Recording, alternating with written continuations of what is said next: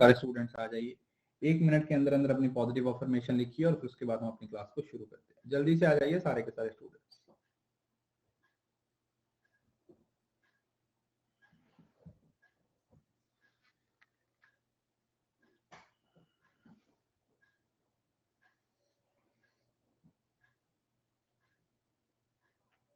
Good morning जी, good morning.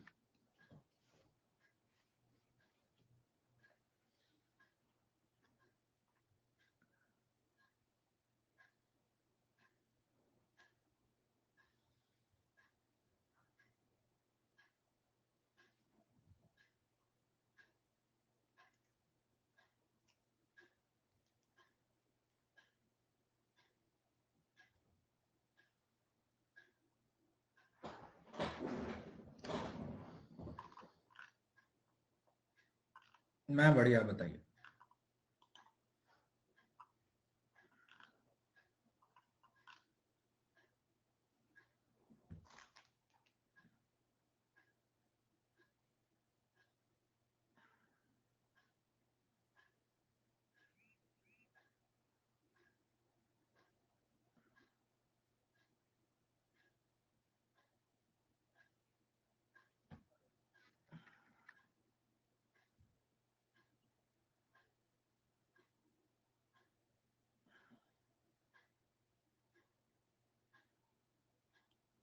चलिए, सो हम ratio को समझने की कोशिश कर रहे थे। रेशो के कुछ कंसेप्ट्स मैंने आप लोगों को कल पढ़ा दिए थे और रेशो के कुछ कंसेप्ट्स हैं वो हम आज समझने की कोशिश करें। ठीक है जी। तो रेशो के जितने कंसेप्ट्स कराए थे सब समझ आ गए थे? सारे कंसेप्ट्स क्लियर है?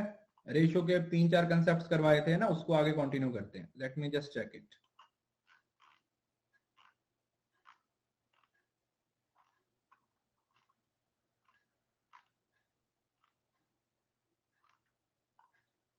हमने लास्ट टाइम पे मेथड किया था पड़ोसी मेथड,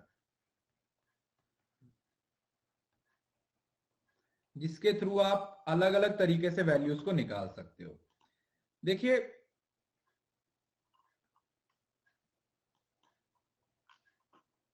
अभी ये जो मेथड है वो थोड़ा कॉम्प्लिकेटेड हो जाता है, तो मैं आप लोगों के लिए एक और मेथड आपको बताऊंगा इस चीज के लिए।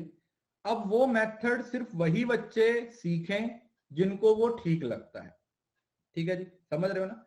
अगर आपको वो ठीक लगा उसे तभी फॉलो कीजिएगा, अदरवाइज अगर आपको लगता है कि नहीं सर ये बहुत कॉम्प्लिकेटेड है तो मत कीजिएगा, क्योंकि मैं उसको बहुत बार एक्सप्लेन नहीं करूंगा। That simple. वो मेथड सिर्फ उन लोगों के लिए है जिन लोगों को लगता है कि वो उसको सीख सकते हैं। अदरवाइज अगर आप बार बार बोलोगे एक्सप्लेन करने को तो वो मैं नहीं करूंगा, क्योंकि वो एक अल्टरनेटिव मेथड है। So if you got it in first दो तरीके से अगर समझ आ गया तो सही है, नहीं तो फिर छोड़ दीजिएगा। क्वेश्चन हमने कल पढ़ा था कि जैसे सपोज करो इस तरीके से आप लोगों को क्वेश्चन ऑप्शन दिया जाता है A ratio B equal to 2:3, B ratio C 3:2, C ratio D 1:2 और डी रेशो ई 2:3। इस तरीके से एक तो आप इसको, जो मेथड आपको कल सिखाया था है ना, पड़ोसी मेथड जो आपको बताया था ना, नेबर मेथड, आप उससे सॉल्व कर सकते हो। बट अगर आपको इसको जल्दी से सॉल्व करना है और आपको लगता है कि सर वो बहुत ज्यादा कॉम्प्लिकेटेड है, तो उसका एक और अल्टरनेटिव है जो मैं यहां पर आप लोगों को बताता हूं। उसके लिए आपने क्या करना है, इनको इसी तरीके से लिख लेना है।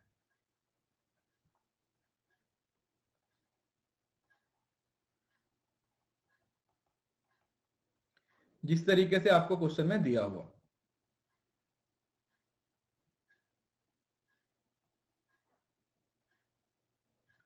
टू रेशो थ्री,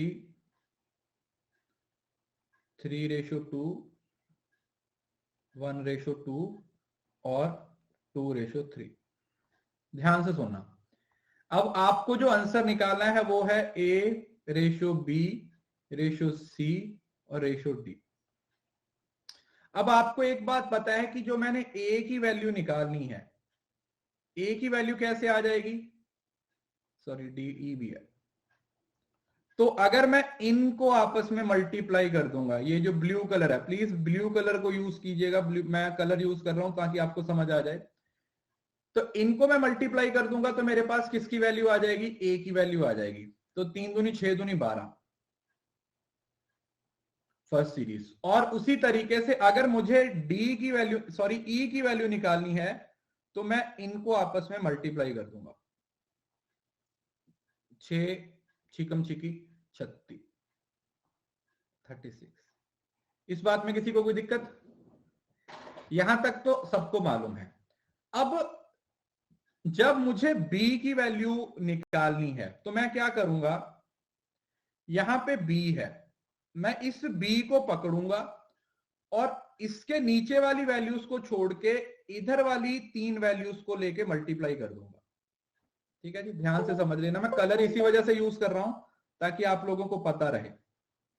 ऐसे मतलब b की वैल्यू कैसे निकाली मैंने, 3 गुणा 3 गुणा 2, तो b की वैल्यू मेरे पास कितनी आ गई, 18। उसके बाद जब मैंने c की वैल्यू ढूंढनी थी तो मैंने क्या किया, इन दोनों नंबर्स को लिया, ऊपर वाला ले लिया और इसके सामने वाला छोड़ दिया और इधर वाले ये 2 नंबर ले लिए, 1 और 2। मतलब नीचे वाले नहीं लेने, दूसरी ऑपोजिट वाली साइड वाले लेने हैं। तो c कैसे निकला, 3 गुणा 2 गुणा 2 गुणा 1, 3 दूनी 6, 6 दूनी 12। उसी तरीके से जब d की बारी आई तो d में मैंने क्या किया, अलग कलर ले लेता हूं मैं, d में मैंने क्या किया, अब मुझे d की वैल्यू निकालनी है तो मैंने ये वाले 3 नंबर ले लिए और उसके साथ ये जो 2 बच गया था उसको ले लिया। तो d की वैल्यू कैसे निकली, 3 गुणा 2 गुणा 2 गुणा 2, 3 दूनी 6 दूनी 12 दूना 24। अब अगर आपको ये समझ आया तो आप इसको यूज कर सकते हो, अदरवाइज अगर आपको लगता है कि सर ये समझ नहीं आया तो आप इसको छोड़ दीजिए। मैं आपके लिए एक चार्ट बना देता हूं, आप लोगों को एक चार्ट बना के दे देता हूं जिससे आप इसको दिमाग में रख सकते हो। मैं थोड़ा बड़ा बड़ा लिखता हूं ताकि आपको पता रहे, a प्लस बी, बी और सी, सी और डी, डी और ई। अभी यहां पर मैं x नंबर ले रहा हूं ताकि आपको समझने में कोई दिक्कत ना हो। मैं x ले लिया यहां पे, ये वाला x, ये वाला x और ये वाला x, और दूसरी साइड पे ये वाला x। ठीक है जी, और बीच में मैंने क्या ले लिया, रेशो। अब मैंने पहले ही बोला अगर आपको ये मेथड दिक्कत देता है तो मत कीजिए, सिर्फ ये है कि ये जल्दी बना देगा। देखो अब यहां पर मैं a को निकालना है तो a के लिए मैं क्या करूंगा, इन सभी को आपस में मल्टीप्लाई कर दूंगा। जब मुझे e निकालना है तो मैं इनको आपस में मल्टीप्लाई कर दूंगा। राइट, अब मुझे b निकालना है, पीला, तो यहां पर जो b की वैल्यू है इसको मैं पकड़ूंगा और इसके साथ इधर वाले 3 को मल्टीप्लाई कर दूंगा। उसके बाद मुझे c की वैल्यू निकालनी है, तो c की वैल्यू निकालने के लिए मैं ये 2 नंबर लूंगा यहां पे और इसके सामने वाला छोड़ दूंगा और ये वाले 2 नंबर ले लूंगा।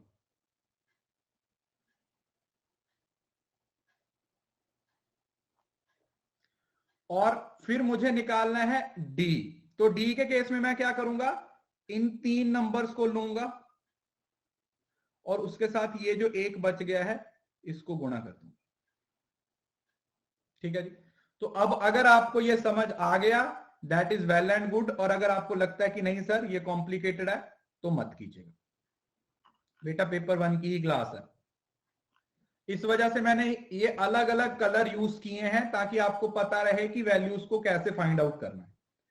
कलर मैंने डी का बताना फिर से, डी में ये 3 ले लिए ना, डी है तो ये 3, देखो इधर देखो, जब बी लेना था तो इसको 1 को पकड़ा, इधर वाले 3, जब सी लेना तो ऊपर, मतलब पीछे वाले पकड़ते जाओ और आगे वाला छोड़ते जाओ। जैसे इसके पीछे तो कोई है नहीं, इसको पकड़ा और इधर वाले ले लिए, जब सी पे आए तो पीछे से बी को पकड़ा और इधर वाले, फिर से इन तीनों को और ये वाले, सिंपल। ऐसे देखो, पहले 1 पकड़ा और इधर वाले, फिर ये 2 पकड़े और 2 इधर वाले, फिर ये 3 पकड़े और फिर एक इधर का, और ये इधर एक और ये एक, बस इतनी सी है। अब एक मैं क्वेश्चन देता हूं, आप उसको ट्राई करके देखो, ठीक है। एक क्वेश्चन देता हूं, आप उसको ट्राई करके देखो कि आपसे बनता है या नहीं बनता, ठीक है। एक क्वेश्चन मैं देता हूं, आप उसको ट्राई करके देखो, अगर वो बनता है आपसे। A/B equal to 2/3, B/C equal to 1/5, C/D equal to 2/4, 4 नहीं 5 कर दो, 2/5,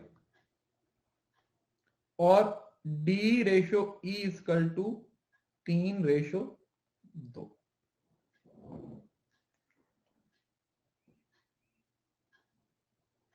ठीक है जी, क्लियर है।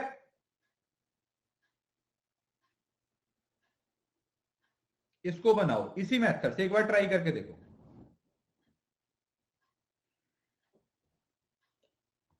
बेटा मैथ ही तो पढ़ा रहा हूं, और क्या पढ़ा रहा हूं।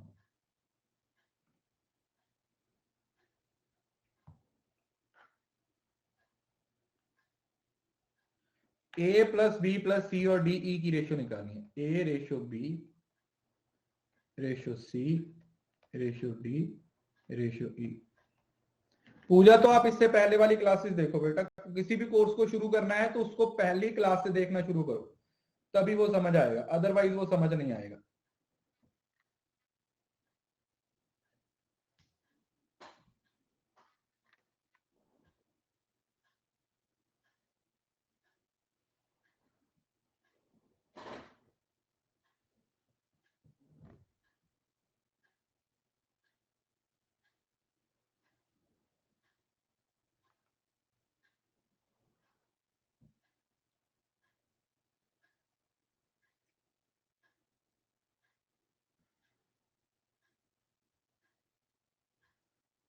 बन गया, देखो A/B, B/C, C/D और D/E।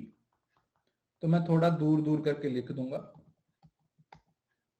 ऐसे करके।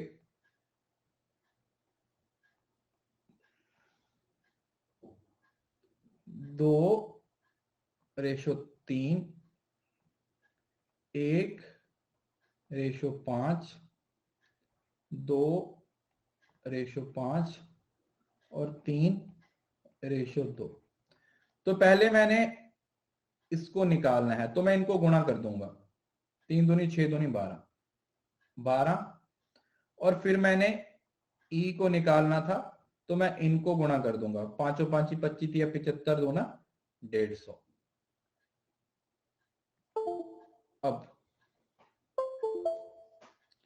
अब मुझे b की वैल्यू निकालनी है, तो b की निकालने के लिए मैं इस 3 को पकड़ूंगा और इन दोनों के साथ गुणा कर दूंगा। 3 3 9, 9 दूनी 18। उसके बाद फिर मुझे c निकालना है, तो पीछे वाला साथ लेना है, तो c में मैं इन दोनों को पकड़ूंगा, ये 2 नंबर को पकड़ूंगा। 5 3 15 और 15 छिका 90।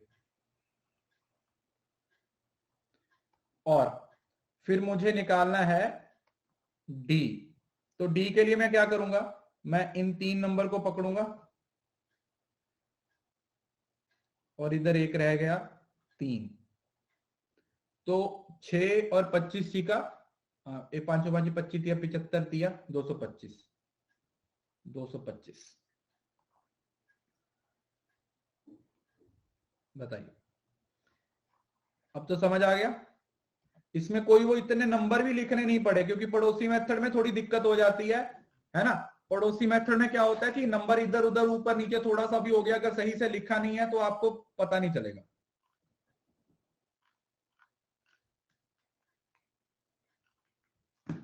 उसमें लिखना काफी कुछ पड़ता है।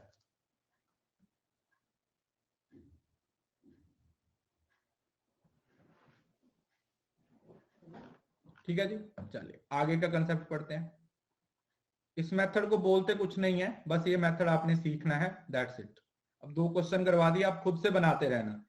कोई भी 4 वैल्यूज ले लेना, पहले उसको पड़ोसी मेथड से आंसर क्रॉस चेक कर लेना इस मेथड से, अगर दोनों का आंसर सेम आ रहा है दैट मीन्स आपको ये समझ आ गया है।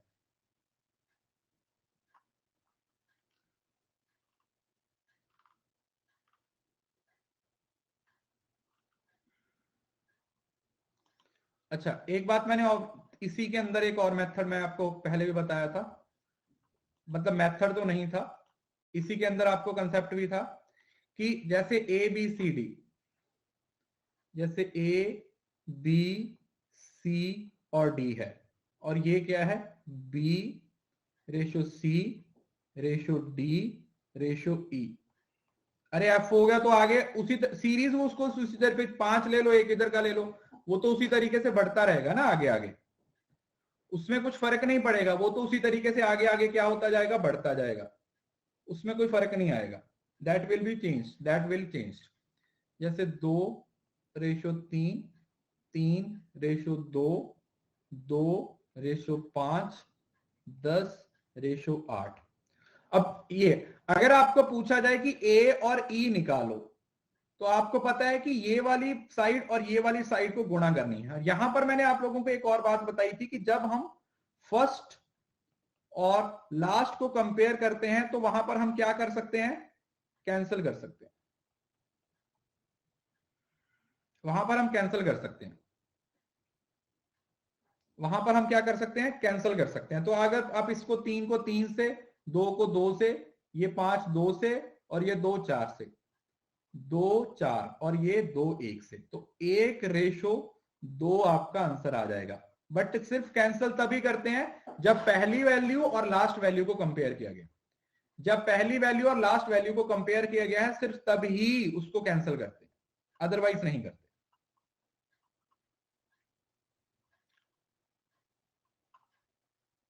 राइट, क्लियर है? सिर्फ तभी कैंसिल कर सकते हैं जब इस साइड और इस साइड की बात हो रही है। राइट, तो कैंसिल हो गया आपस में, ये 3 इधर वाले 3 के साथ कैंसिल हो गया, ये 2 इस 2 के साथ कैंसिल हो गया, ये 5 इस 2 के 10 के साथ कैंसिल हो गया, और ये 8 है वो इस 2 के साथ कैंसिल हो गया। आमने सामने को कैंसिल करना है। अब ये मेथड इस वजह से जरूरी है क्योंकि जितने भी आप परसेंटेज के क्वेश्चन करने वाले हो आगे, परसेंटेज में सक्सेशन के कुछ क्वेश्चंस आते हैं, वो इसी पे बेस्ड होते हैं कि कोई वैल्यू इतने से इंक्रीज हो रही है फिर इतने से डिक्रीज होगी, वो इसी पे बेस्ड होते हैं। इस वजह से इसको यहां पे समझ लीजिए, यहां पे इसको अपने दिमाग में बिठा दीजिए। राइट, बताइए किसी को इस बात में कोई दिक्कत? चलिए आगे बढ़ते हैं। अगला कंसेप्ट है रेसिप्रोकल का। कई बार क्वेश्चन में आपको अलग तरीके से दे रखा होता है और उसको आपने सॉल्व करना होता है अलग तरीके से। रेसिप्रोकल का मतलब क्या हुआ, याद रखिएगा, जैसे आपको रेशो दे दी ए इसका, रेशो नहीं दी A equal to B equal to C और डी, जब भी आप इसको रेशो में कन्वर्ट करोगे, ये वाला नंबर अगर रेशो में कन्वर्ट होगा, बराबर का साइन अगर रेशो में कन्वर्ट करते हो तो हमेशा ये नंबर ऑपोजिट हो जाएंगे, इनका रेसिप्रोकल बन जाएगा। ठीक है जी? अरे यार 5 रहे 10 रहे उससे क्या फर्क पड़ता है, जब आपको मेथड समझ आ गया तो मेरे को एक बात बताओ, अगर मैं इसमें एक नंबर और ऐड कर दूंगा तो क्या फर्क पड़ जाएगा? इस साइड फिर ये चारों ले लोगे और एक रह जाएगा। थोड़ा कॉमन सेंस लगाया करो यार, इतना किताबी ज्ञान पे ही मत रखा करो अपने आप को, थोड़ा सा वाइड होके सोचने की कोशिश किया करो। तो इसमें क्या कर दिया जाएगा, इसको ऑपोजिट कर देंगे, इसको ऑपोजिट कर देंगे पहली बात तो। और अगर बाई चांस इसको इसमें कन्वर्ट किया जाएगा, और अगर आपको वैल्यूज इस तरीके से दे रखी हैं 1/a बराबर 1/b बराबर 1/c बराबर 1/d, तो इसकी रेशो कैसे निकलेगी, इसकी रेशो क्या आ जाएगी, इसकी रेशो क्या आएगी,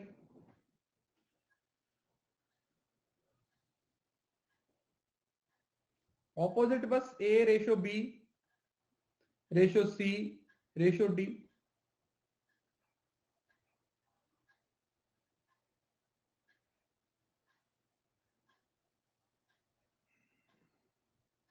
है ना, सिंपल है, as simple as it is.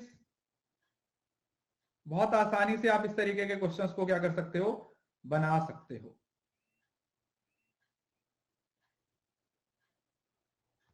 Right. तो जैसे मैं आपको एक क्वेश्चन देता हूं, आप उस क्वेश्चन को सॉल्व करो।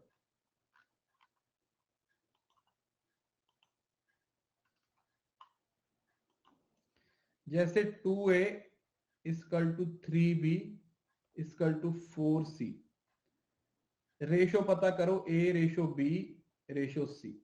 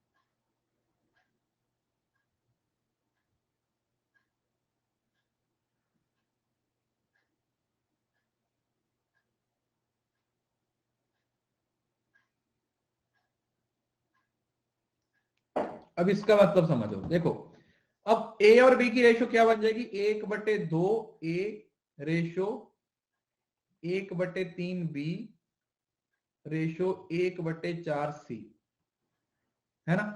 अब जब ऐसी सिचुएशन आ जाए, क्योंकि रेशो तो हमें एग्जैक्ट नंबर में चाहिए ना, अब ये तो नीचे इनके डिनोमिनेटर आ गया, तो हम इस केस में क्या करते हैं, हम ऐसे लिख लो इसको, थोड़ा सा डिफरेंस पे लिख लो ताकि आपको थोड़ा सा समझने में दिक्कत ना आए। हम इन नंबर का एलसीएम ले लेते हैं, 2, 3 और 4 का, मतलब ये क्या, एक ऐसा नंबर जो इन तीनों को काटे। 4, 3 और 2 का एलसीएम क्या हो जाएगा, 12।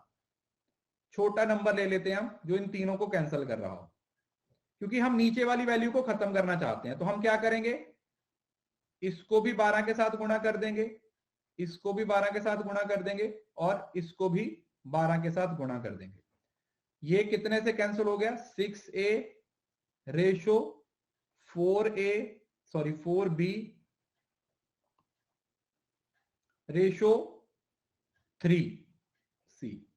तो 6 रेशो 4 रेशो 3, ये हमारा क्या आ जाएगा, आंसर आ जाएगा। 12 एलसीएम लिया ना।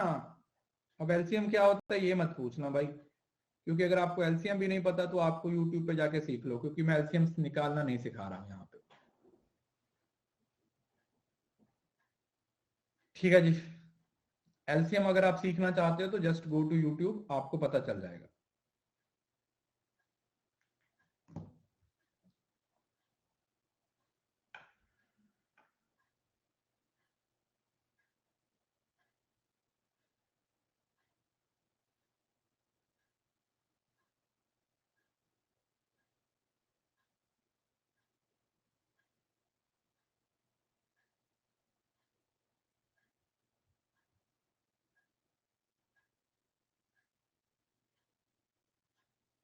ठीक है जी, चलो एक क्वेश्चन खुद बनाओ। अरे यार 1/2, अरे यार इसको ऑपोजिट नहीं, मतलब कौन सी दुनिया में रह रहे हो यार तुम लोग, एक बात नहीं समझ रहे हो। बराबर का साइन है तो उल्टा नहीं होगा। रेसिप्रोकल का मतलब क्या होता है, मैं हर बार आपको बताता हूं कि क्लास से ज्यादा ध्यान आपका कमेंट्स में रहता है, क्योंकि अगर आप उसी टाइम पे देख लो ना तो आपको कभी प्रॉब्लम ही नहीं आएगी। मगर प्रॉब्लम यही है कि आपका कमेंट्स पे ज्यादा ध्यान होता है और क्लास पे कम होता है।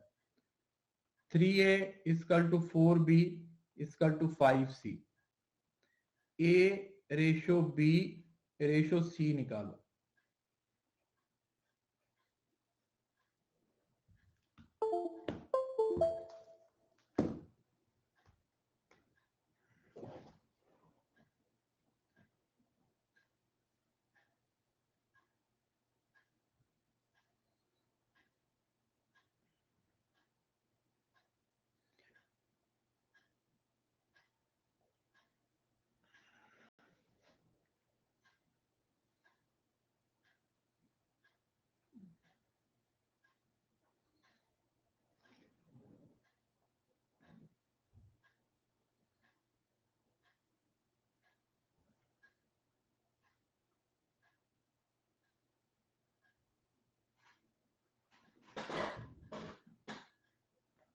अब इसमें क्या करना है, ये 1/3 हो गया, ये 1/4 हो गया और ये 1/5 हो गया। 5, 4 और 3 का एलसीएम कितना हो जाएगा? 60, 60 एलसीएम हो जाएगा। तो बस इसको 60 से गुणा कर दो, इसको 60 से गुणा कर दो और इसको भी 60 से गुणा कर दो। ये आया 20 रेशो 15 रेशो 12।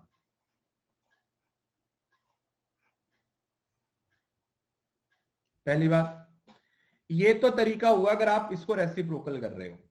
अब अगर आप थोड़ा सा मैथ समझते हो, आपको पता है, तो आपको एक रूल पता होता है कि left hand side equal to right hand side. Yes और नो? एक रूल होता है कि लेफ्ट हैंड साइड हमेशा राइट हैंड साइड के बराबर होती है। अगर आप यहां पे ही इसको बराबर कर दो, 3a equal to 4b equal to 5c, अगर आप यहीं पे इनको बराबर कर दो तो आपको रेसिप्रोकल करने वाले चक्कर में जाना ही नहीं पड़ेगा। You need not to go to reciprocal कि भाई रेसिप्रोकल क्या होता है, कैसे निकलेगा। जैसे फॉर एग्जांपल, अगर आप यहां पे ही इसका एलसीएम ले लेते हो कि एलसीएम आ गया जी 60, और आप हर नंबर को 60 बना दो तो अपने आप आंसर आ जाएगा। मतलब मैं 3 को कौन से नंबर के साथ गुणा करूं कि 60 आ जाए? 20 के साथ।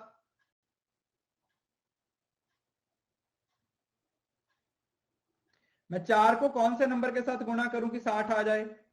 15 के साथ। और 5 को किस नंबर के साथ गुणा करूं कि 60 आ जाए? 12 के साथ। तो डायरेक्ट भी आपकी 20, 15 और 12 डायरेक्ट भी आपकी रेशो आ जाती है। This is the other way. ये वाला भी तरीका आप यूज कर सकते हो। इसमें आपको कोई रेसिप्रोकल करने की जरूरत नहीं है, कुछ करने की जरूरत नहीं। ठीक है जी, चलो एक क्वेश्चन और करो।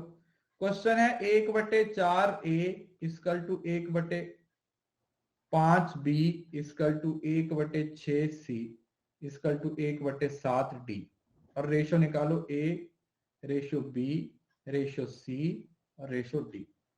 चलो निकालो।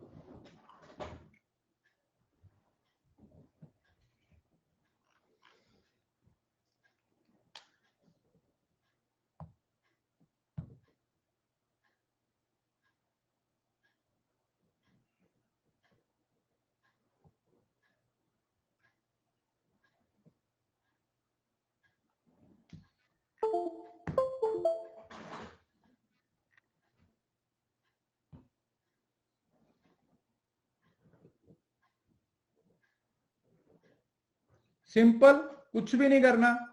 ऑपोजिट करना है तो ये 4 आ जाएगा, ये 5 आ जाएगा, ये 6 आ जाएगा और ये 7 आ जाएगा। कुछ भी करने की जरूरत नहीं है। A ratio B ratio C ratio D. कितनी आसानी से आपका ये क्वेश्चन का आंसर है वो बन जाएगा। खत्म। रूल तो वही है ना, बराबर है तो उसको रेसिप्रोकल बोला जाएगा, बराबर है तो उसको रेसिप्रोकल करना है, बराबर है तो ये रेशियो बनाना है तो ये ऑपोजिट हो जाएगा। ऑब्वियसली बात है, 4 ऊपर चला जाएगा, 5 ऊपर चला जाएगा, 6 ऊपर चला जाएगा और 7 भी ऊपर चला जाएगा।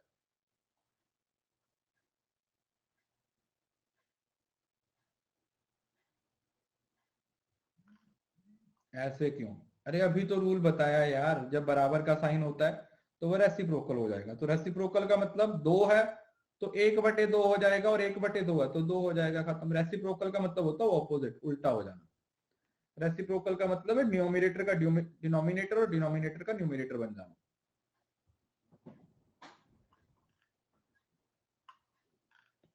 अरे भाई यूनिट का रेसिप्रोकल होगा ना, अल्फाबेट्स का थोड़ी होगा।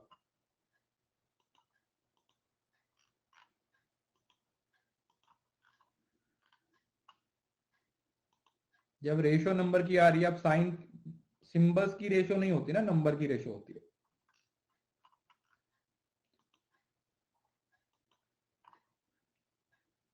नीचे थोड़ी लिखा, वो तो मैंने ऐसे साथ में लिख दिया। अगर मैं इसमें नहीं भी लिखता हूं तो भी क्या फर्क पड़ता है?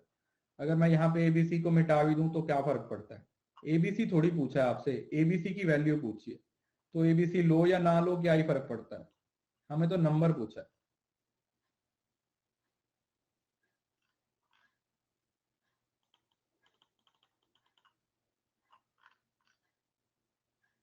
अरे एलसीएम तो तब लेंगे ना जब बीच में रेशो होगी बेटा। अब ये बराबर का साइन है तो बराबर के साइन में रेशो कहां से ले लोगे, रेशो ही नहीं है। जब जब रेशो होगी तभी तो एलसीएम लेंगे ना, जब बीच में रेशो का साइन होगा तभी एलसीएम लिया जाएगा। अब रेशो का साइन ही नहीं है तो क्यों लेंगे, अरे वही तो बता रहा हूं यार, जब रेशो ही नहीं है तो फिर एलसीएम कहां से ले लेंगे। ठीक है, चलो अगला कॉन्सेप्ट है, इससे आपको काफी सारे क्वेश्चन पेपर में पूछे गए हैं, अब उसको अप्लाई करने की कोशिश करेंगे। जैसे कई बार ऐसा हो जाता है कि 40% of A equal to 50% of B equal to 60% of C. तो रेशो निकालो A ratio B ratio C. चलो ट्राई करो।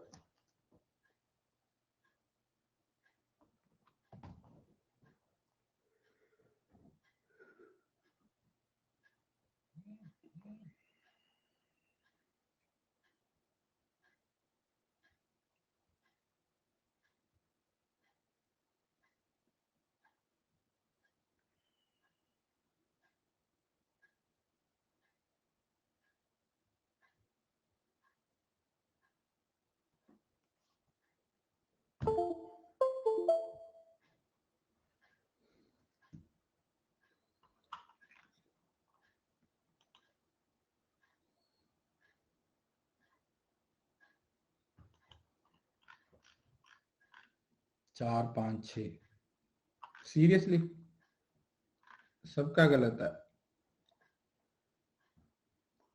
4 5 6 कैसे आ जाएगा,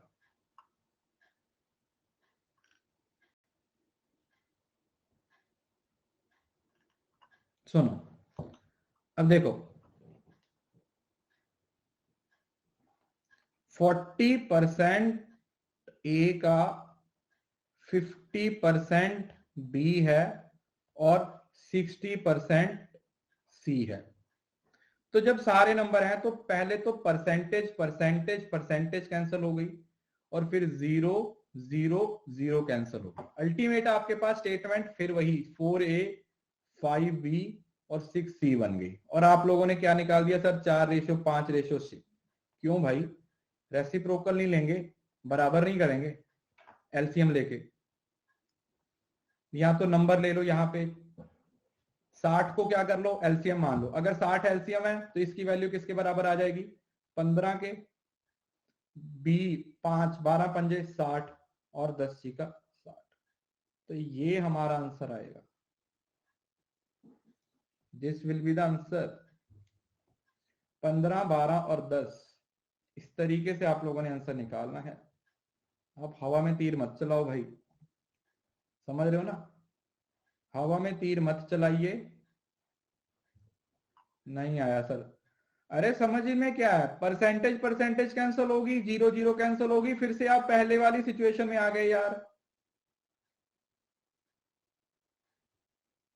बराबर वाले साइन आ गए बीच में, फिर उसको या तो रेसिप्रोकल करके ऐसे करके एलसीएम ले लो, या फिर मैंने जैसे ऐसे बोला था कि इनको बराबर कर दो, जैसे यहां पे किया था। अभी तो पढ़ाया, अभी तो पढ़ाया। तो बस ये दिमाग में रखिए कि बराबर का साइन रेशो में कन्वर्ट होता है और रेशो में एलसीएम का इस्तेमाल होता है, बस।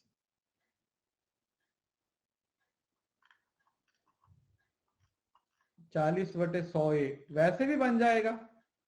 देखो यार उसमें ना बहुत ज्यादा कॉम्प्लिकेटेड हो जाएगा, आप कैसे लोगे 40/100A equal to 50/100B equal to 60/100C। तो वह बात तो वहीं पे आ गई ना ये 100 कैंसिल हो जाएंगे, ये 0 कैंसिल हो जाएगी। पहुंच के घूम के आना तो वहीं पे है जहां से शुरू कर रहे हो। जहां से आप शुरू कर रहे हो आपको घूम के वहीं पे आना पड़ेगा। तो अगर हम पहले ही उसी जगह पे आ जाएं तो फिर क्या जरूरत है।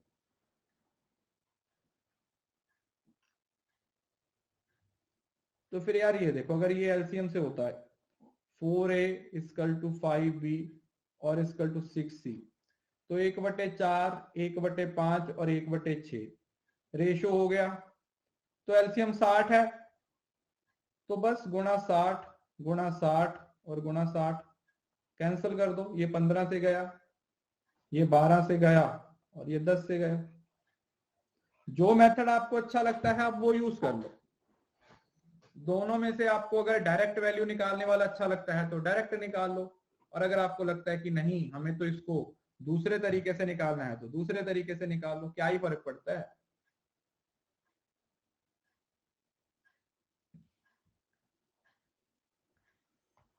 क्या ही फर्क पड़ता है, किसी भी वैल्यू को किसी भी तरीके से निकाल सकते हो। You can solve any value with any of the method, किसी भी तरीके से मेथड से करके। हाँ बस आंसर सही आना चाहिए, आंसर आपका सही आ जाना चाहिए। चलो जैसे एक और बनाओ, 20% of A equal to 30% of B equal to 40% of C equal to 50% of D. A ratio B ratio C ratio D निकालो। चलो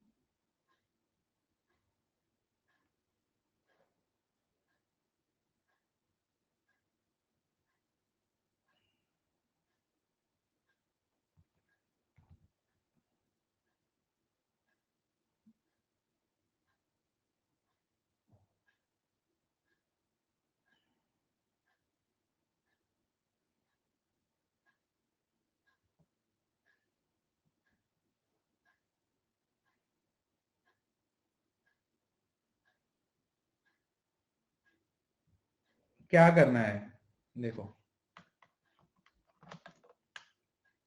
डायरेक्ट निकाल रहा हूं,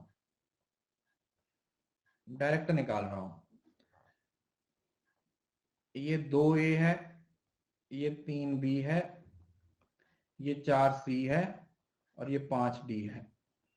अब या तो एलसीएम ले लो, एलसीएम वाले इधर निकाल लेना भाई, 1/2, 1/3, 1/4 और 1/5। मैं इसको डायरेक्ट सॉल्व करूंगा। डायरेक्ट कैसे सॉल्व करूंगा, 5 4 3 2, एलसीएम कितना आ जाएगा, 30 नहीं 60 या 60 आ जाएगा।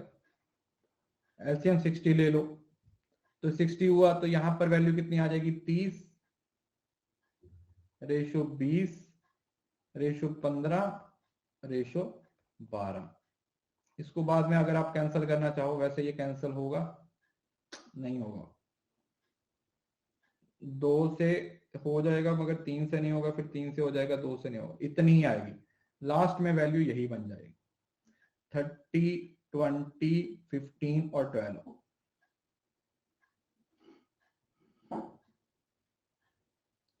एक 120 ले लोगे एलसीएम तो भी यार, 120 अगर आपने एलसीएम ले लिया तो ये सारी वैल्यूज डबल हो जाएंगी, ये 60 हो जाएगा, ये 40 हो जाएगा, ये 30 हो जाएगा, ये 24 हो जाएगा, फिर 2 के साथ कैंसिल करोगे फिर से वहीं पे आ गए। बताओ इससे क्या फर्क पड़ा,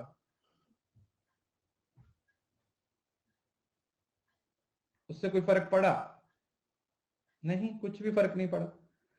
आप एलसीएम को पहले पहले ही छोटा ले लो ना, पहले ही 60 ले लो। आप अगर 120 ले रहे हो तो इसका मतलब ऑब्वियसली बात है कि रिजल्ट है वो डबल ही आएगा।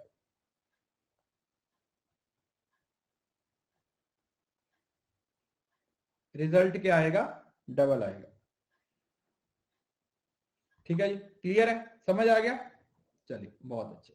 देखो ये सारी चीजें ना, ये सारी चीजें बेसिकली जो आपके एजिस वाले क्वेश्चन होते हैं ना, वहां पर और DI वाले क्वेश्चन में बहुत ज्यादा इस्तेमाल होती है। You will see a lot of questions from ages, you will see a lot of questions, आपको बहुत सारे क्वेश्चंस वहां से देखने को मिलेंगे। तो इस वजह से इट्स बेटर कि आप इनकी प्रैक्टिस करो, इनको समझो अच्छे से।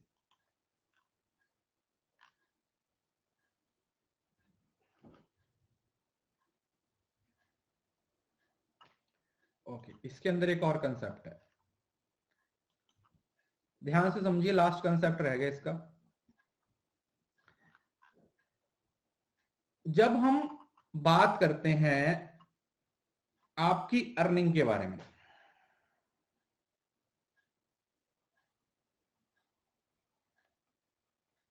किसके बारे में? अर्निंग के बारे में।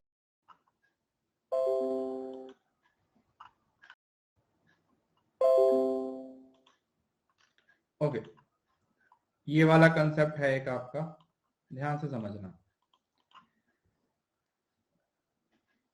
जब आप अपनी अर्निंग करते हो, मतलब जितना टोटल पैसा कमाते हो वो आपकी क्या होती है? इनकम होती है। यस और नो? जो आप टोटल जितना भी पैसा कमाते हो वो आपकी क्या होती है? वो आपकी इनकम होती है। जो आप पैसा कमाया वो आपकी क्या हुई? इनकम हो गई। सिंपल, जितना आपने पैसा कमाया दैट इज योर इनकम। अब ये जो इनकम होती है, इस पैसे को आप दो जगह पे लगाते हो। या तो आप इसको खर्च देते हो, इनकम का वो हिस्सा जो आपने खर्च दिया, that's what you call expenditure.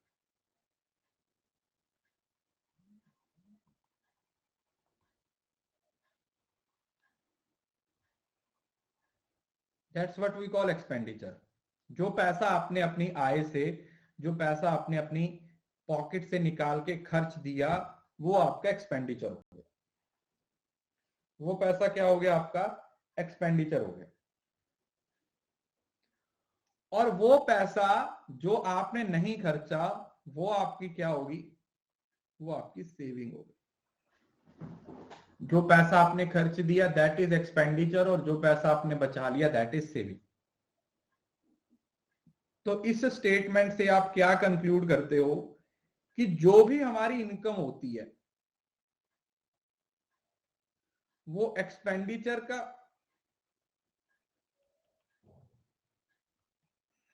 और सेविंग का टोटल होती है।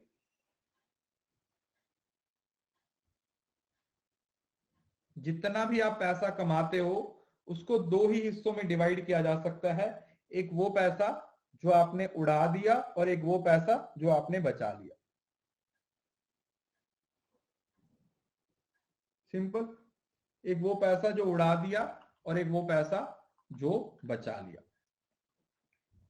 अब इससे आप और क्या क्या कंक्लूजन निकाल सकते हो? इससे आप और क्या क्या कंक्लूजन निकाल सकते हो? कि अगर आपसे पूछा जाए कि एक्सपेंडिचर क्या है,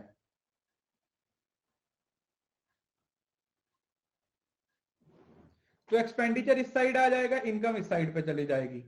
ये इधर माइनस का या इधर माइनस का, या आप सेविंग को उस साइड पे ले जाओ। तो इनकम माइनस सेविंग,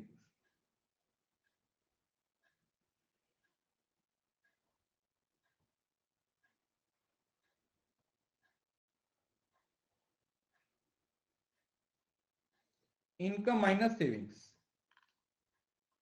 सिंपल। और अगर बाई चांस आपसे पूछ लिया सेविंग्स के बारे में,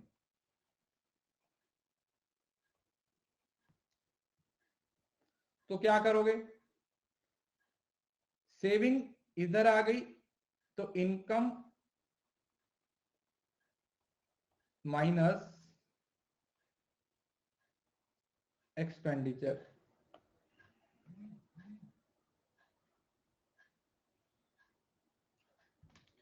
इनकम माइनस एक्सपेंडिचर। एक सेकंड,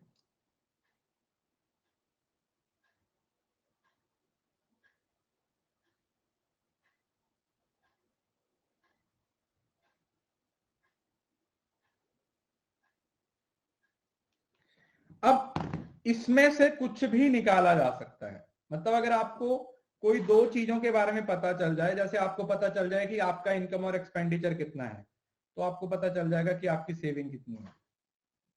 एक्सपेंडिचर पता चल जाए तो आप मतलब आप कोई भी वैल्यूज को यूज करके दूसरी वैल्यू निकाल सकते हो। Is it clear? अब इस चीज को आप ऐसे समझने की कोशिश करो, जैसे मैंने बोला कि जो मेरा एक्सपेंडिचर है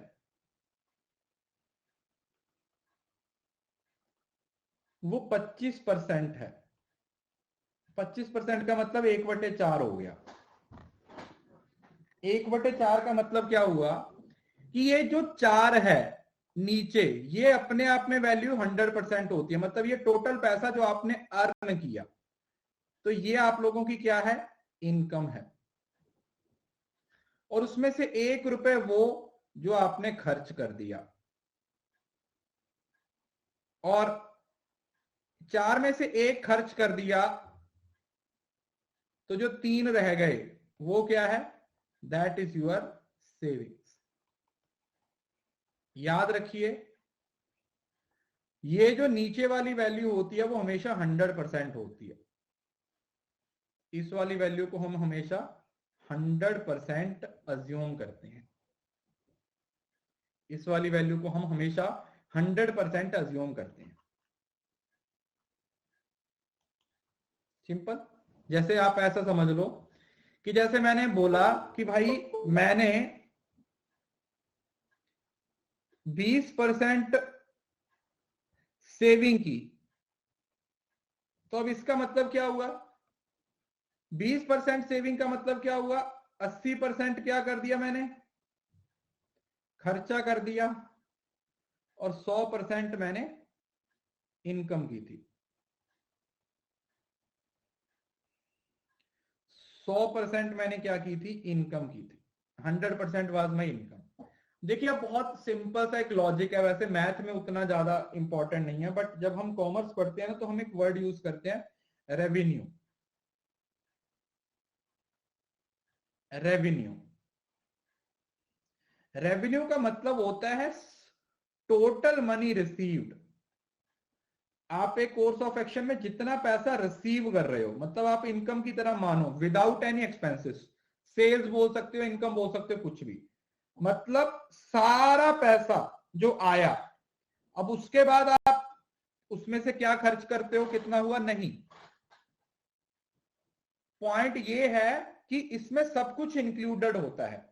रेवेन्यू का मतलब होता है कि सारा पैसा टोटल, अब उसमें से आपने अपने खर्चे निकालने हैं। सपोज करो आपने एक महीने में 10 लाख रुपए की सेल कर दी, तो ये 10 लाख जो आपके पास पहुंचा, ये आपका रेवेन्यू है, अर्निंग है। बट प्रॉफिट तो नहीं है। क्यों? क्योंकि इस 10 लाख को कमाने के लिए आपने खर्चा भी तो किया होगा। सपोज करो 5 लाख आपने खर्चा था,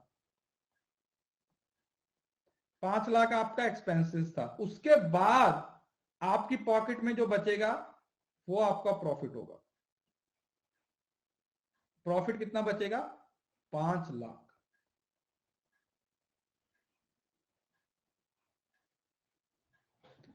प्रॉफिट कितना बचेगा? 5 लाख का प्रॉफिट बचेगा इन द एंड। तो इस बात को अपने दिमाग में बिठा लीजिए, क्योंकि कल हम ये टॉपिक को खत्म कर देंगे। कल इसके कुछ क्वेश्चंस होंगे और साथ में एजिस वाले क्वेश्चन होंगे, क्योंकि एजिस भी कोई अलग टॉपिक नहीं है, एजिस भी रेशियो का ही टॉपिक है। अब एक और कंसेप्ट जो आपको बहुत ज्यादा पेपर में पूछा जाता है वो मैं आपको बताता हूं। आपको ना क्वेश्चन आता है कि 2 नंबर है, एक नंबर ए है जी, एक नंबर बी है। फिर वो बोलेगा कि दोनों नंबर को हमने 5 से बढ़ा दिया, इस नंबर को भी 5 से बढ़ा दिया और इस नंबर को भी 5 से बढ़ा दिया, और इनकी जो रेशियो है वो 3:5 दे रखी है। मतलब 2 नंबर है जो 3 और 5 की रेशियो में है, फिर उनको हमने 5 से बढ़ा दिया, तो अब न्यू रेशियो पता करो कितनी है। मतलब इस तरीके के क्वेश्चन आप लोगों ने देखे होंगे, आपको यही पूछे जाते हैं। ठीक है, आपको डिफिकल्ट क्वेश्चन नहीं आते, आपको बिल्कुल सिंपल क्वेश्चन आता है रेशियो का, जिसको आप बिना पेन पेपर से भी बना सकते हैं। ऐसा क्वेश्चन आता है जिसको आप without even touching, without even using the pen भी बना सकते हैं।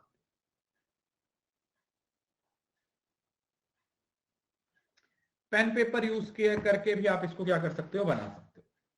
अब मैं पहले आपको आज मैं वही तरीका सिखाऊंगा जो आप लोगों को स्कूल में सिखाया जाता था, और वो तरीका होता है एक्स वाला। देखो मैं तो कोई भी क्वेश्चन को एक्स वाई से नहीं बनाता, मोस्टली मेरे 99% क्वेश्चन होते हैं वो विदाउट एक्स से लॉजिकल तरीके से बना देता हूं। सिर्फ 1% कभी जरूरत पड़ जाए तब एक्स का इस्तेमाल आप कर सकते हो, वैसे तो जो एक्स है उसकी जरूरत तो क्या ही पड़ेगी, है ना, क्योंकि अगर उसकी जरूरत होती तो वो आपके पास होती।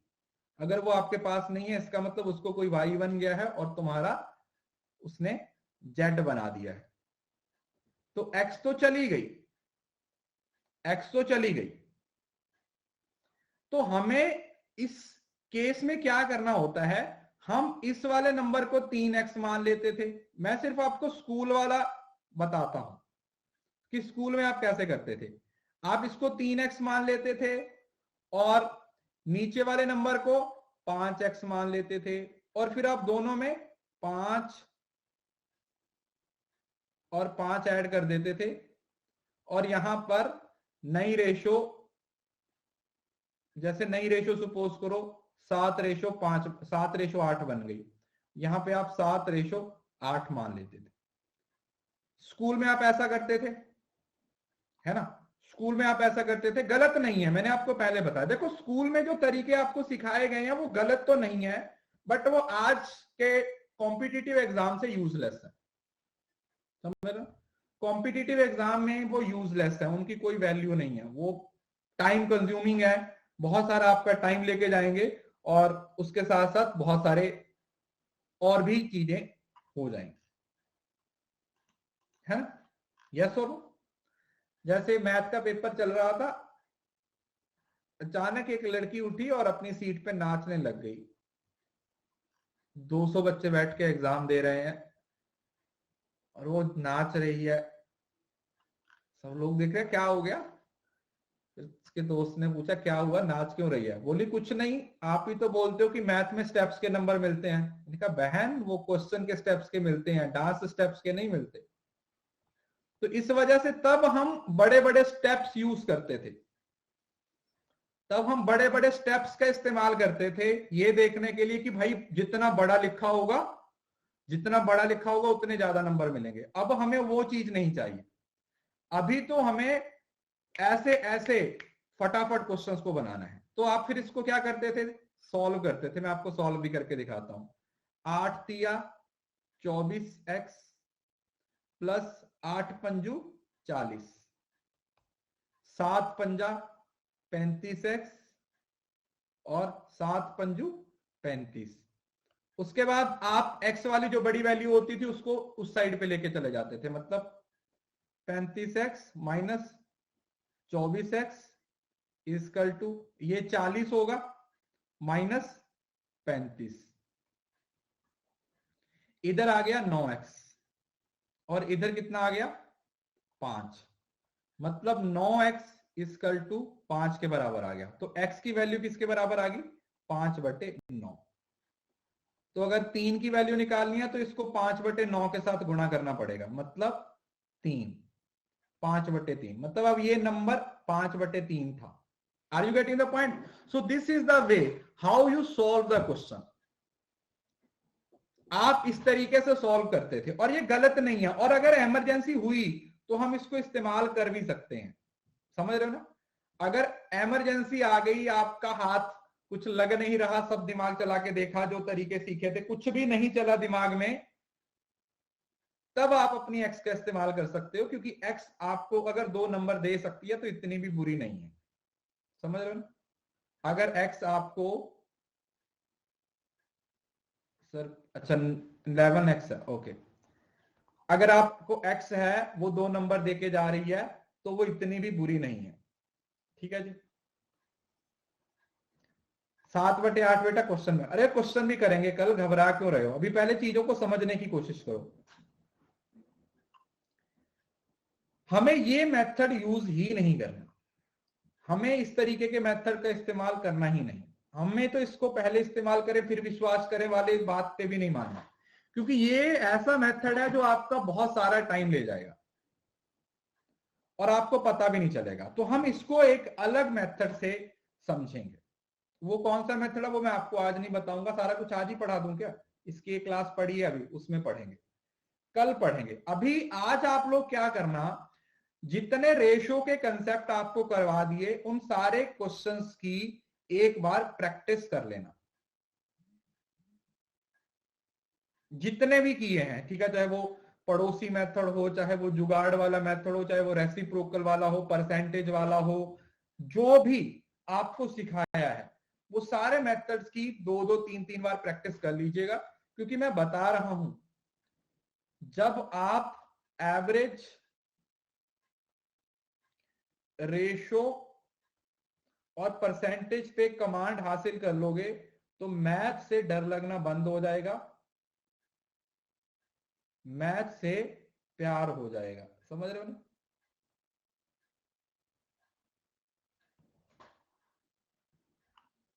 मैथ से प्यार हो जाएगा।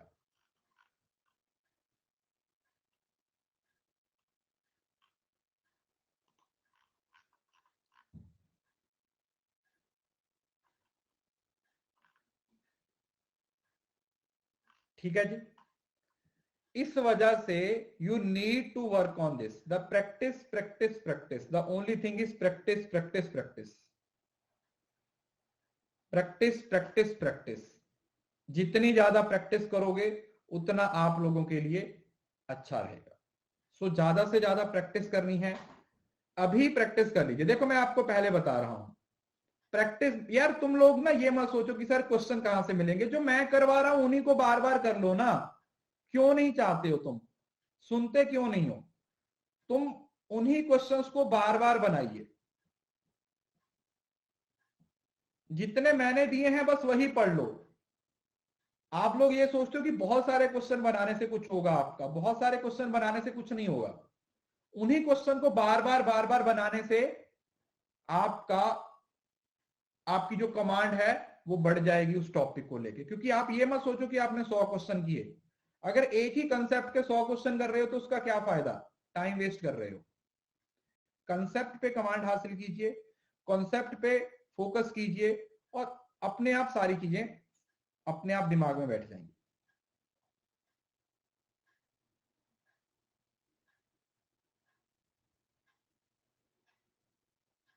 Is it clear?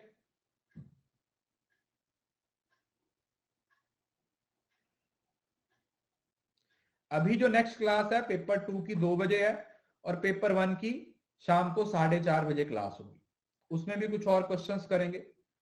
तब तक आप अपना ध्यान रखिए। जितना अभी तक पढ़ाया, मैथ की जो कॉपी बना रखी है, आधा घंटा निकाल के उसको एक बार फटाफट से ऐसे ऐसे रिवाइज कर लीजिए। उसमें आपको चीजें क्लियर हो जाएंगी और फिर जो आगे के कंसेप्ट्स हैं वो भी अपने आप क्लियर हो जाएंगे। जो बाकी के रिमेनिंग यूनिट्स है उसके कोर्स में आज मैं भेज दूंगा, वो मोस्ट प्रोबेबली मंडे से या संडे से शुरू हो जाएंगे। हाँ, उसकी क्लास रात को 8 बजे होगी, सुबह 9 बजे नहीं होगी, रात को पढ़ेंगे वो वाले क्लासेस। ठीक है, चल ठीक है, thank you so much, God bless you all. इसी तरीके से पढ़ते रहिए, इसी तरीके से मेहनत करते रहिए, जेआरएफ जरूर क्लियर होगा। कंसिस्टेंसी बनाए रखिए, एफर्ट्स करते रहिए और अपना 100% देते रहिए। That's all for today, bye, take care, ध्यान रखिएगा, खुश रहिए।